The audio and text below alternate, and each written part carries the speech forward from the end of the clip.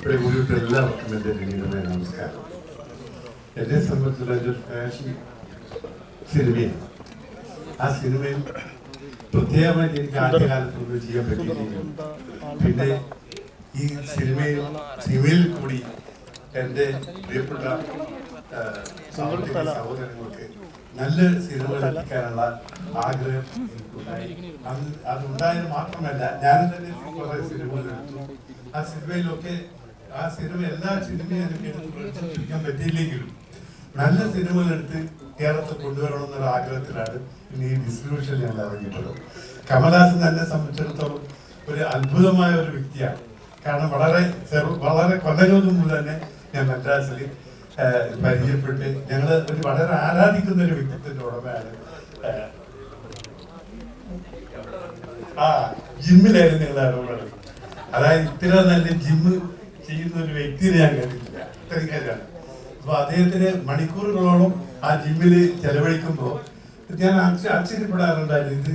ഇത് എങ്ങനെ സാധിക്കുമെന്നുള്ളത്. ഓരോ ആക്ഷൻ ചെയ്യുന്ന സമയത്തും ഞാനിങ്ങനെ നോക്കിക്കൊണ്ടിരുന്നു. അത്ര നല്ല ഒരു ജിം. അതുകൊണ്ടാണ് ഇന്നും എന്റെ മകനെ പോലെ ഇരിക്കുന്നത്. മനസ്സിലായി, ഞങ്ങൾ ഒരുപോലെയായിരുന്നു. ഇത് എന്റെ മകനെ പോലെ അദ്ദേഹമായി. അപ്പൊ അതിന്റെ കാരണം അതാണ്. അത് അധ്വാനത്തിന്റെ ആണ്. നമ്മള് എന്ത് ശ്രമിച്ചാലും എങ്ങനെയാണോ എന്ന് ശ്രമിച്ചാലും ശ്രമിച്ചു കഴിഞ്ഞാൽ നമുക്ക് സാധിക്കുമെന്നാണ്. അതാ സിനിമയിലും യൂട്യൂബിലും കുറച്ച് ആളുകളും യൂട്യൂബിൽ ആദ്യം കാണുമ്പോൾ എനിക്ക് അങ്ങനെ കണ്ടിട്ട് വിചാരിച്ചിട്ടേ ഇല്ല. ഇത് ഒരു സൗത്ത് ഇന്ത്യയിൽ ഏറ്റവും നല്ല സിനിമ നന്നായി അദ്ദേഹം മാറിയിരിക്കുക. പിന്നെ അഭിരാമി நிறைய പടങ്ങൾ അഭിനയിച്ചിട്ടുണ്ട്. ഞാൻ 2-3 പ്രാവശ്യം കണ്ടിട്ട് ഇന്നും എനിക്ക് എപ്പോ ഓർക്കുന്നുണ്ട് അവരുടെ പേര്. അതായത് കണ്ട പോലെ തന്നെ അഭിരാമി എന്ന് പറഞ്ഞു. പക്ഷെ അശോകന് ആദ്യമായി ഞാൻ കാണുന്നത്. പക്ഷെ നല്ല ഭാവിയുള്ള ഒരു നടനായി ഞാൻ അദ്ദേഹത്തെ കാണുകയാണ്. പ്രിയമുള്ളവരെ, എന്നെ സംബന്ധിച്ചിടത്തോളം നല്ല സിനിമകൾ എടുത്ത് എങ്ങനെ മലയാളികൾക്ക് എത്തിക്കുക എന്ന ഒരു ഉദ്ദേശം മാത്രമാണ് എനിക്കുള്ളത്. അതിന് നിങ്ങളുടെ സഹകരണം ഉണ്ടാകണമെന്ന് മാത്രം പ്രാർത്ഥിച്ചുകൊണ്ട് അപേക്ഷിച്ചുകൊണ്ട് എൻ്റെ വാക്കുകൾ നിർത്തട്ടെ. നന്ദി. മനോഹരമായ കൊച്ചിനും കൊച്ചി ജനങ്ങൾക്കും നമസ്കാരം. I'm so happy to be here. Thug Life is എനിക്കൊരു ഭാഗ്യം മാത്രമല്ല, ഇതൊരു പഠനമാണ്. I'm so fortunate and grateful. അതാണ് എനിക്ക് ടക്കുന്നുള്ളത്. Grateful. ഏതോ ഒരു നല്ലത് ഞാൻ പങ്കെടുക്കണം to be a part of this film and to just sit next to Kamal sir. I'm so happy.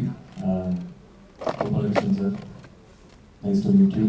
And Roja sir, நம்மளுக்கு காம்பினேஷன் சீன் இல்லை. இன்னொரு படம் மலையாளத்தில் கூப்பிடுங்க, இன்னும் பெட்டரான மலையாளம் கற்றுட்டு வரேன். And Abhirami is my favorite and we don't have combination scenes either, and I hope to work with you in many films. And I'd like to thank Mani sir. First என்னை ஐடென்டிஃபை பண்ணி இந்த ரோலுக்கு நான் set ஆவேன், இவன் நடிப்பான்னு கூப்பிட்ட மணி சாருக்கு நன்றி.